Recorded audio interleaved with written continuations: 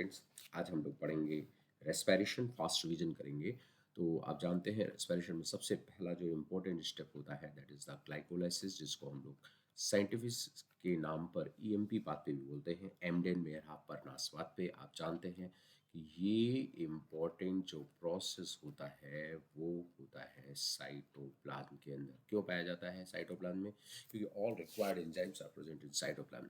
इस स्टेप में सबसे पहले क्या होता है, अगर आप स्टार्ट करें सुक्रोज से, तो सुक्रोज से इनवर्टेज एंजाइम के प्रेजेंस में जो मॉलिक्यूल बनता है वो ग्लूकोज और फ्रक्टोज बनता है। यहाँ पर जो एंजाइम होता है, इनवर्टेज एंजाइम होता है, ये ग्लूकोज जो है ये इस प्रोसेस को स्टार्ट करता है और एक एटीपी खर्च होता है। शुरुआत में ग्लूकोज 6 फॉस्फेट बनता है, फिर इसका आइसोमर फ्रक्टोज 6 फॉस्फेट बनता है। देन अगेन एक एटीपी कंज्यूम हो रहा है, यानी यहाँ पर दो एटीपी कंज्यूम हो जाते हैं। फ्रक्टोज 1,6 डाइफॉस्फेट बनता है और यहाँ एक बहुत ही इंपॉर्टेंट एंजाइम है एल्डोलेज, जिसकी प्रेजेंस में ये ब्रेक डाउन हो जाता है 3 डाइहाइड्रोक्सीसीटोन फॉस्फेट में एंड 3 पीजीएल में। ये दोनों एक दूसरे के आइसोमर हैं। फॉस्फोट्राइओज आइसोमरेज की प्रेजेंस में इससे फिर से ट्राइओज फॉस्फेट बन जाता है, यानी दो मॉलिक्यूल। और यहीं पर एक इम्पॉर्टेंट प्रोसेस होता है, NAD से NADH2 बनता है, this is a very very important. और ये बन जाता है 1,3 बाई फॉस्फोग्लिसरिक एसिड। और उसके बाद पहली बार सबस्ट्रेट लेवल फॉस्फोराइलेशन होता है। सबस्ट्रेट लेवल फॉस्फोराइलेशन 1, सीधे हाई एनर्जी मॉलिक्यूल से कन्वर्जन होता है और एटीपी बन जाता है फॉस्फोग्लिसरिक एसिड। फिर यहाँ से 2 फॉस्फोग्लिसरिक एसिड और इनोलेज की प्रेजेंस में एक वाटर बाहर निकलता है। अगेन दिस इम्पोर्टेंट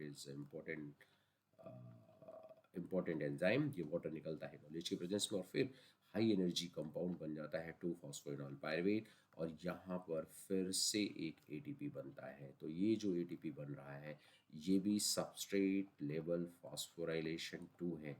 और फाइनली आपको 2 मॉलिक्यूल्स मिल जाते हैं पायरुविक एसिड के। तो ग्लाइकोलाइसिस की फाइनल समरी क्या हुई? ग्लाइकोलाइसिस की फाइनल समरी में आपने 2 एटीपी देखा कंज्यूम हो गए हैं और इसके बदले में मिला क्या है? इसके बदले में 2 NADH2 मिल गया है, प्लस हो गया है ये, और प्लस 4 ATP मिल गया है। जबकि यहाँ ये माइनस हो गया है। तो अगर इन दोनों को हम क्लियर करें तो what is the net product of glycolysis? इस ग्लाइकोलाइसिस पे अपने को नेट प्रोडक्ट क्या मिला है? तो पायरुविक एसिड के 2 मॉलिक्यूल्स मिले हुए हैं। दूसरा इम्पोर्टेंट चीज़ जो मिली है वो 2 ATP का नेट गेन है। और दिस आर 2 NADH2 बने हैं। So these are the important product of glycolysis. Next, glycolysis से आगे बढ़ते हैं। अगर यहाँ पर ऑक्सीजन होती है, ऑक्सीजन नहीं होती, अगर ऑक्सीजन नहीं होती तो एनारोबिक रेस्पिरेशन होता है, फर्मेंटेशन होता है। और फर्मेंटेशन में जब हम ईस्ट की बात करते हैं तो इनकम्प्लीट ऑक्सीडेशन होता है। इनकम्प्लीट ऑक्सीडेशन में ये जो अल्कोहलिक फर्मेंटेशन या नॉर्मल एनारोबिक रेस्पिरेशन है, इसमें CO2 रिलीज होती है और इथेनॉल बनता है। देखिए प्रोसेस में ये ग्लूकोज से ग्लिसरॉल्डिहाइड फॉस्फेट और ये NADH2 एंड दिस वन, ये तो आपने पढ़ लिया। अब ये जो NADH है ये कंज्यूम होता है। तो ध्यान दीजिए ये हमारे पास पायरुविक एसिड है। अल्कोहलिक फर्मेंटेशन में 2 स्टेप होते हैं। पहले स्टेप में यहाँ पर CO2 रिलीज होती है और यहाँ जो एंजाइम होता है वो एंजाइम होता है पायरुविक एसिड डीकार्बोक्सिलेज एंजाइम। और दूसरे में क्या होता है, यहाँ ये जो NADH2 है ये कंज्यूम होता है। ये देखिए ये कंज्यूम हो रहा है और इस पे जो एंजाइम होता है अल्कोहलिक डिहाइड्रोजनेज होता है और इथेनॉल और CO2 बन जाता है।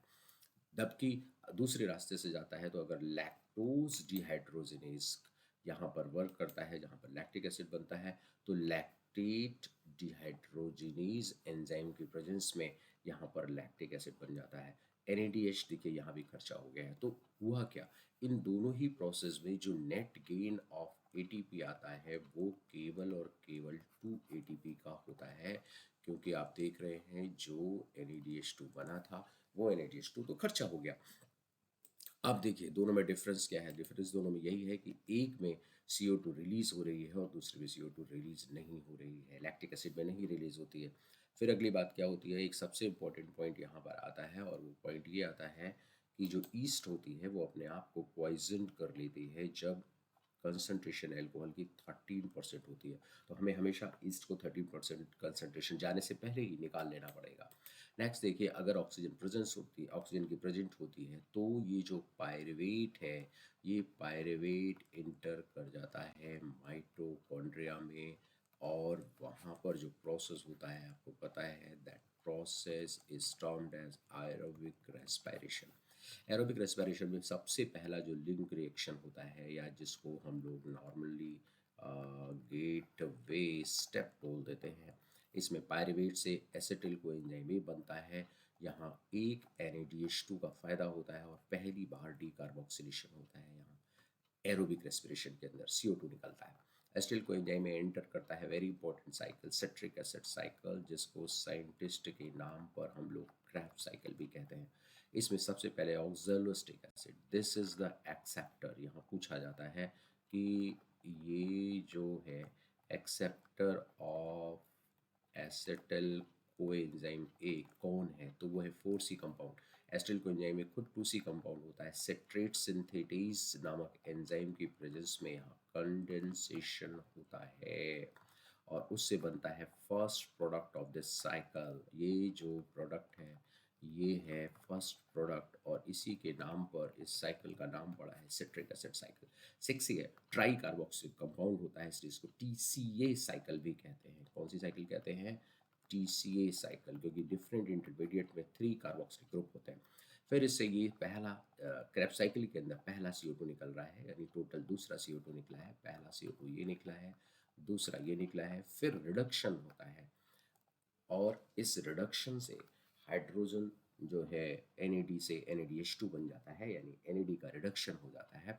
यहाँ पर देखिए पहला NADH2 बना है, और यहाँ क्रेब्स साइकिल का पहला, तो हम यहाँ क्रेब्स साइकिल की बात कर रहे हैं पहला। And the very important 5 alpha ketoglutaric acid बन जाता है, only 5C compound. Very very important question कि इसका ओनली 5C कंपाउंड कौन सा है, तो alpha ketoglutaric acid only 5C compound है। और इसके बाद देखिए दोबारा डीकार्बोक्सिलेशन होता है और रिडक्शन होता है NAD का। एंजाइम बहुत ही इंपॉर्टेंट है, alpha ketoglutaric acid dehydrogenase complex, ये बिल्कुल इसी की तरह काम करता है जो यहाँ पायरुविक एसिड डिहाइड्रोजिनेज कॉम्प्लेक्स होता है। बिल्कुल दोनों एक जैसे एंजाइम है, दोनों को कोई एंजाइम ही चाहिए, दोनों को NAD चाहिए, दोनों को फैक्टर्स चाहिए, और दोनों की प्रेजेंस में CO2 रिलीज होता है। तो यहाँ क्या हुआ, डीकार्बोक्सिलेशन भी हो रहा है और डिहाइड्रोजनेशन भी हो रहा है। फिर यहाँ पर बनता है सक्सिनिल कोएंजाइम ए, जिसको NCERT ने मेंशन नहीं किया है, और यहाँ से फिर सक्सिनिल थायोकाइनेज की प्रेजेंस में एक GTP बनता है, यानी again substrate level phosphorylation 3। Yes, aerobic respiration को मिला ले तो 3 हो जाएगा। और अगर हम बात करते हैं केवल क्रेब्स साइकिल की, तो पहला तो एक GTP खाली बनता है और सक्सिनिक एसिड बन जाता है 4C कंपाउंड। उसके बाद FADH2, the very very important enzyme, यहाँ पर जो एंजाइम है उसका नाम है सक्सिनेट डिहाइड्रोजिनेज कॉम्प्लेक्स। बहुत पूछा गया एंजाइम, क्योंकि ये ऐसा एंजाइम है जो आपको मिलता है इनर मेम्ब्रेन ऑफ माइटोकॉन्ड्रिया में। बाकी सारे एंजाइम क्रेब्स साइकिल के कहाँ पर होते हैं? मैट्रिक्स ऑफ माइटोकॉन्ड्रिया में। यहाँ जो कुछ भी हो रहा है वो मैट्रिक्स ऑफ माइटोकॉन्ड्रिया में हो रहा है, लेकिन ये एंजाइम जो है ये यहाँ पर है। फिर मैलिक एसिड बनता है और अगेन रिजनरेशन हो जाता है, ऑक्सैलिक एसिड का एक Na2H2 बन जाता है। तो इस पूरे प्रोसेस के दौरान हुआ क्या, अगर हम पायरुविक एसिड से बात करें तो देखिए 4 NAD प्लस कंज्यूम हुआ है, यानी 4 NADH2 बने हैं, 1 FADH2 बना है और 1 ATP बना है, 3 CO2 रिलीज हो गई है। ये पूरा का पूरा काम माइटोकॉन्ड्रिया के मैट्रिक्स के अंदर होता है। लेकिन अगर हम केवल और केवल बात करें one turns of Krebs cycle की, किसकी? One turn off Krebs cycle, तो आपको क्या मिला? तो one turn off Krebs cycle में देखिए 1 2 3, यानी आपको 3 NADH2 मिल जाएंगे, 1 FADH2 मिल जाएगा और 1 GTP मिल जाएगा। This is the net product of 1 turn of Krebs cycle. जाहिर है कंप्लीट ब्रेकडाउन के लिए ग्लूकोज के 2 पायरिक एसिड बने थे, तो कितनी टन चलने चाहिए क्रैब साइकिल के? 2 टन चलने चाहिए। अब क्रैब साइकिल वाकई में होता क्या है? तो क्रैब साइकिल का पर्पस ही यही है, प्रोडक्शन ऑफ हाइड्रोजन कैरियर्स। यही सबसे इंपॉर्टेंट रोल है। आप देख रहे हैं यहाँ एटीपी बना ही नहीं है, बिल्कुल कम, एक ओनली एक जीटीपी है, जिस जीटीपी से आगे चल के एटीपी बन जाएगा यहीं पर, या कभी कभी बनता है। तो सिर्फ 1 जीटीपी बनाने के लिए या सिर्फ 1 एटीपी बनाने के लिए तो ये प्रोसेस नहीं होता होगा, तो ये प्रोसेस होता है हाइड्रोजन कैरियर्स बनाने के लिए। अभी कहाँ जाएंगे? तो ये जाते हैं इलेक्ट्रॉन ट्रांसपोर्ट सिस्टम में। देखिए कॉम्प्लेक्स 1 है, कॉम्प्लेक्स 2 है, कॉम्प्लेक्स 3, कॉम्प्लेक्स 4 और ये है complex 5। Yes, ATP synthase complex, 5 complex है। एनएडीएच से जब भी हाइड्रोजन एनएडीएच से जब हाइड्रोजन जाता है F1 FeS UQ के पास, और फिर cytochrome B FeS C1 C, और copper center A3 copper center, और ये लास्ट इलेक्ट्रॉन एक्सेप्टर कौन हो गया इसमें? यहाँ पर जो लास्ट इलेक्ट्रॉन एक्सेप्टर है, this is very very important, oxygen है, वेरी वेरी इंपॉर्टेंट। तो इस रास्ते से जब भी ये जाता है तो आप देखिए 1 टाइम, 2 टाइम और 3 टाइम प्रोटॉन रिलीज होते हैं। तो हम ये मानते हैं कि अगर एक NADH2 से हाइड्रोजन जाएगा तो ये एट द रेट 3 ATP बनाएगा। लेकिन अगर FADH2 के थ्रू जा रहा है तो ये भी यूबी गुणन के पास जाएगा, और फिर वही रास्ता cytochrome B FeS C1 C, copper center A3 copper center and oxygen, और इस बार केवल 2 बार गया हुआ है, प्रोटॉन रिलीज हुआ है माइटोकॉन्ड्रिया के मैट्रिक्स में। तो हम ये मानते हैं कि जब भी कभी FADH2 के थ्रू जाता है तो एट द रेट 2 ATP बनता है। The very very important. हम आखिर प्रोटॉन ग्रेडियंट में इतना इंटरेस्ट क्यों ले रहे हैं? क्योंकि ये जो इनर मेम्ब्रेन स्पेस में प्रोटॉन कलेक्ट हो रहे हैं, यही F0 F1 पार्टिकल से होकर बाहर निकलते हैं, और जब ये बाहर निकलते हैं तो एटीपी सिंथेज एंजाइम एक्टिव हो जाता है due to breakdown of this gradient, और यहाँ पर एटीपी बन जाता है। तो कैसे बनता है इस, अच्छा एक चीज़ और बता दूं आपको मैं, बहुत इंपॉर्टेंट क्वेश्चन, ये जो साइटोक्रोम सी है ये बाहर की तरफ होता है, और इसको हम लोग मोबाइल कैरियर कहते हैं। ये क्वेश्चन भी पूछा जाता है, ये बाहर की तरफ है, बाकी सब देखिए अंदर की तरफ है। ध्यान दीजिए। तो ये जो प्रोटॉन है, ये जो प्रोटॉन मूव करके जब माइटोकॉन्ड्रिया के मैट्रिक्स में जाते हैं, तो यहाँ पर जो एंजाइम है एटीपी सिंथेज, ये एंजाइम एक्टिव हो जाता है, फैसिलिटेटेड डिफ्यूजन होता है, और जब ये एक्टिव हो जाता है तो एडीपी और इनऑर्गेनिक फॉस्फेट से मिलकर एटीपी बना देता है। तो टोटल कितने एटीपी बनते हैं एरोबिक रेस्पिरेशन में? तो इसके लिए आपको देखना होगा कि टोटल कितने NADH2 बन रहे थे। तो अगर हम बात करें सिर्फ पायरविक एसिड से, पायरविक एसिड से जब बना था एसिटिल कोएंजाइम A, तो इस समय हमारे पास 2 NADH2 बने थे, यानी at the rate of 3 ATP जो हम जोड़ेंगे तो 6 ATP हो जाएंगे। और जब हम लोग बात करेंगे 1 टन ऑफ क्रैब साइकिल की, बल्कि अब हम अगर 2 पायरविक एसिड ले लें यहाँ पर, है, 2 पायरविक एसिड लेंगे तभी तो 2 ATP बनेंगे ना।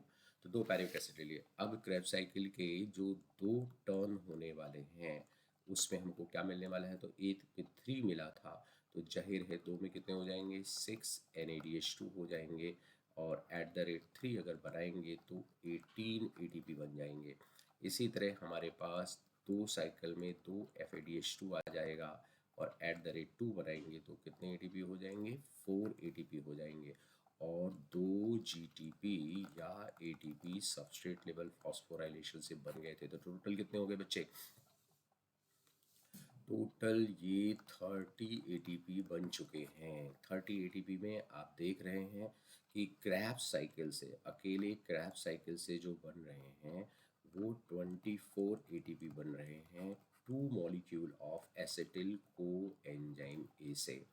2 मॉलिक्यूल ऑफ एसिटिल को एंजाइम ए से, और ये ऊपर एक गेटवे स्टेप में बन चुका है। तो ये पहले स्टेप में बना है, ये दूसरे स्टेप में बना है। अब एक स्टेप यहाँ पर ग्लाइकोलाइसिस वाला भी था, तो ग्लाइकोलाइसिस में भी आपने देखा था 2 ATP डायरेक्ट बन गया है और 2 NADH2 बना है। तो अगर ये भी जाता है सीधे एक रास्ते से तो मान लेते हैं 6 ATP बनता है, नेट गेन होता है 6 ATP का, तो 6 और 2 यानी कि 8 ATP का नेट गेन यहाँ से भी चल रहा है। तो अगर हम इस 30 में 8 को प्लस कर दें, है ना, तो टोटल कितना हो जाएगा, तो टोटल जो हमको गेन होने वाला है वो 38 एटीपी का हो जाएगा अगर ये 3 एटीपी बनाता है। और वैसे कुछ रास्ता है जहाँ से ये कभी कभी 2 एटीपी बनाता है, तो अगर 2 बनाएगा तो 36 एटीपी का नेट गेन होगा।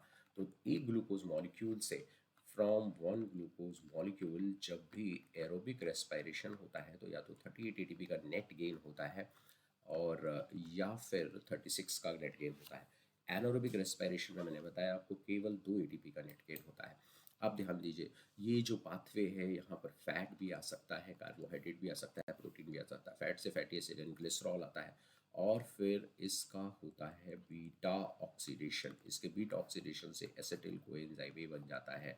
आप जानते हैं कार्बोहाइड्रेट से ग्लाइकोलाइसिस के थ्रू ये बनता ही बनता है। प्रोटीन से अमीनो एसिड बनती है और अमीनो एसिड से पायरुविक एसिड और एसिटिल कोएंजाइम। तो this is the main molecule हो गया ये ऐसा मॉलिक्यूल है कि चाहे कार्बोहाइड्रेट ब्रेकडाउन हो, चाहे फैट ब्रेकडाउन हो, चाहे प्रोटीन ब्रेकडाउन हो, ये बनेगा ही बनेगा और यही क्रेब्स साइकिल में एंटर करेगा और कंप्लीट ब्रेकडाउन से वाटर और CO2 बन जाएगा। यहाँ आती है लास्ट बात, आती है रेस्पिरेटरी क्वेश्चन की। आप जानते हैं during aerobic respiration oxygen is consume and CO2 is release. इनका जो रेशियो है volume of CO2 evolve and volume of O2 consume, इसको रेस्पिरेटरी क्वेश्चन कहते हैं। डिपेंड करता है सबस्ट्रेट पर, और अगर हमारा सबस्ट्रेट क्या है, अगर हमारा सबस्ट्रेट ग्लूकोज है और ये ऑक्सीजन की प्रेजेंस में 6CO2 6H2 बन रहा है यानी 6/6, और जब 6/6 हो जाएगा तो RQ कितना हो जाएगा, 1 हो जाएगा। नेक्स्ट अगर हम फैट लेते हैं तो फैट का क्या होता है, ट्राईपॉमेटिन के एक एग्जांपल से समझाया है NCERT ने। और जब ट्राईपॉमेटिन के एग्जांपल से देखते हैं आप तो ये 0.7 आता है। प्रोटीन का भी इससे कम होता है लेकिन वो कितना आता है, 0.9 आता है।